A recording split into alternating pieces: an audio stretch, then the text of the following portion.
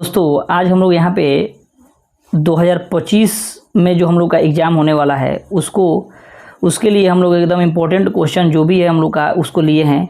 जो हम लोग का हर एक एग्ज़ाम में बार बार पूछने वाला क्वेश्चन है उसी क्वेश्चंस को हम लोग लिए हैं। यहाँ पे देखिए 2023 में बहुत बार जो क्वेश्चन पूछा है उसको लिया गया है 2025 के लिए।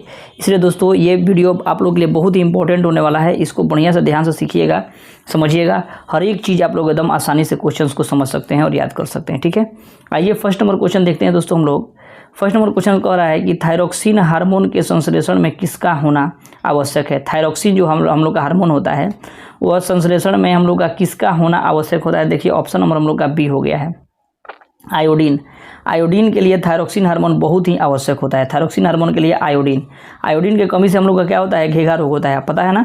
आयोडीन की कमी से कौन सा रोग होता है, घेघा रोग होता है आयोडीन की कमी से। और थायरॉक्सिन हार्मोन के संश्लेषण के लिए हम लोग का आयोडीन होना क्या है, आवश्यक होता है। नेक्स्ट क्वेश्चन कह रहा है कि फलों को पकने वाला हार्मोन, फल पकाने वाला हार्मोन का नाम क्या है। तो फल पकाने वाला हार्मोन को हम लोग क्या कहते हैं, एथिलीन कहते हैं, है ना। एथिलीन जो हम लोग गांव में देखते हैं, आप लोग आम या केला पकाते हैं उसके लिए क्या बोलते हैं, हम लोग कार्बाइड बोलते हैं, उसी को एथिलीन बोलते हैं। एथिलीन जो होता है एथिलीन, है ना, फलों को पकाने के लिए।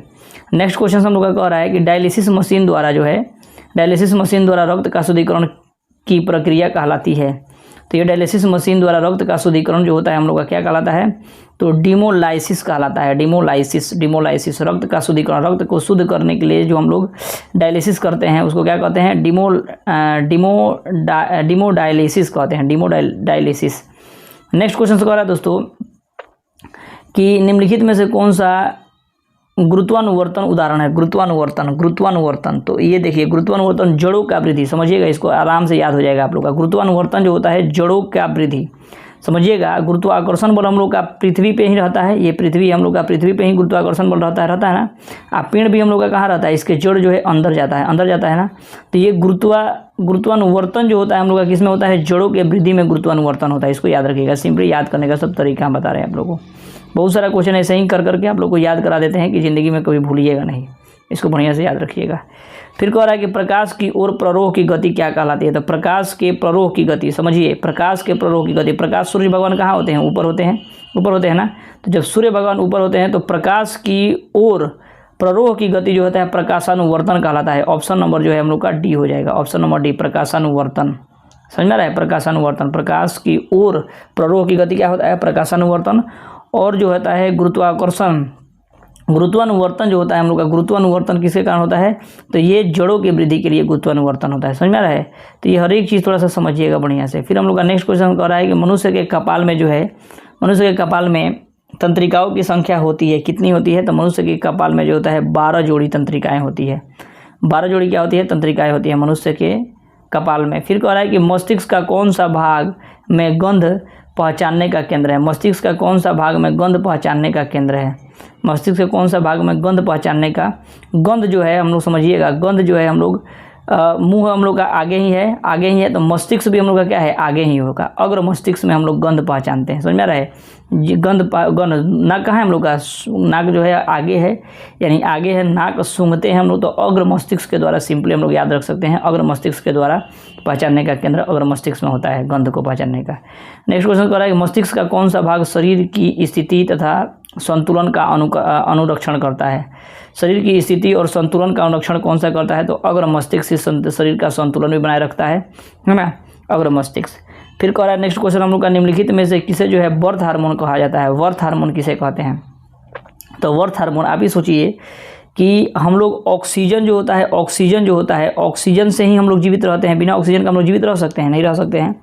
तो ऑक्सीजन से ही जीवित रहते हैं, तो उसी को हम लोग हार्मोन को वर्थ हार्मोन कहते हैं। ऑक्सीटोक्सिन, देखिए ऑक्सीजन से ही बना है ऑक्सीटोक्सिन।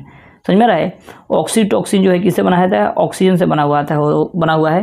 तो इसी को हम लोग क्या बोलेंगे, ऑक्सीटोक्सिन। याद करने का दोस्तों हम लोग आप लोग को इतना बढ़िया ट्रिक बताएंगे कि आप लोग हर एक चीज़ को याद कर लीजिएगा। इसलिए इस चैनल को नए होंगे तो चैनल को सब्सक्राइब कर लीजिएगा और अपना प्यार बनाए रखिए। इस चैनल पे हर एक चीज़ को आप लोग को हर एक चीज़ बढ़िया से समझाया जाएगा। फिर कह रहा है मस्तिष्क उत्तरदायी होता है किसके लिए, तो सोचने के लिए भी, हृदय स्पंदन के लिए भी, शरीर का संतुलन बनाए रखने के लिए, और इनमें से सभी है उन लोग का। फिर कह रहा है एंड्रोजन जो होता है नर हार्मोन होता है, नर हार्मोन। हम लोग बोलते हैं ना कि इतना जन आए हुए हैं, यानी इतना आदमी आए हुए हैं, तो आदमी इतना जन आए हुए हैं, यानी इतना आदमी आए हुए हैं, यानी नर हार्मोन के लिए हम लोग एंड्रोजन का यूज करेंगे, एंड्रोजन, समझ में आ रहा है, नर हार्मोन के लिए।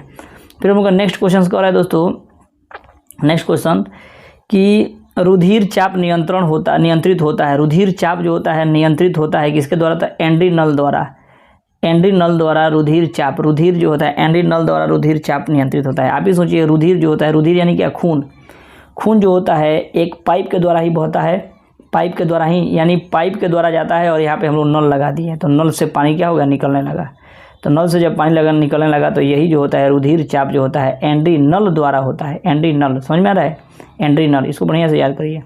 फिर कह रहा है कि मनुष्य के मस्तिष्क का भार कितना होता है, तो मनुष्य के मस्तिष्क का भार जो होता है 1.4 kg, यानी कहीं कहीं आपको 1400 ग्राम भी दे देगा, 1400 ग्राम दे देगा, या कहीं कहीं आपको 1300 भी ग्राम दे देगा, ठीक है। तो 1300 ग्राम भी हम लोग का सही है और 1400 ग्राम भी हम लोग का सही है, तो इसको 1.4 kg यानी 1400 ग्राम या 1300 ग्राम भी हम लोग का सही है। तो मस्तिष्क का भार जो होता है हम लोग का कितना होता है 1300 ग्राम या 1400 ग्राम। फिर कह रहा है कि आयोडीन की कमी से कौन सा रोग होता है, तो आयोडीन की कमी से हम लोग बार बार पढ़ते हैं कि कौन सा रोग होता है, घेगा रोग होता है। फिर नेक्स्ट क्वेश्चन कह रहा है निम्नलिखित में से कौन सा प्यूटरी ग्रंथि से निकलने वाला हार्मोन है, तो प्यूटरी ग्रंथि से निकलने वाला हार्मोन कौन सा है, तो प्यूटरी ग्रंथि से हार्मोन निकलता है हम लोग का वृद्धि हार्मोन। प्यूटरी ग्रंथि को हम लोग क्या बोलते हैं, पीयूष ग्रंथि भी बोलते हैं, प्यूटरी ग्रंथि को हम लोग पीयूष ग्रंथि भी बोलते हैं, और इसी को हम लोग वृद्धि हार्मोन भी बोलते हैं।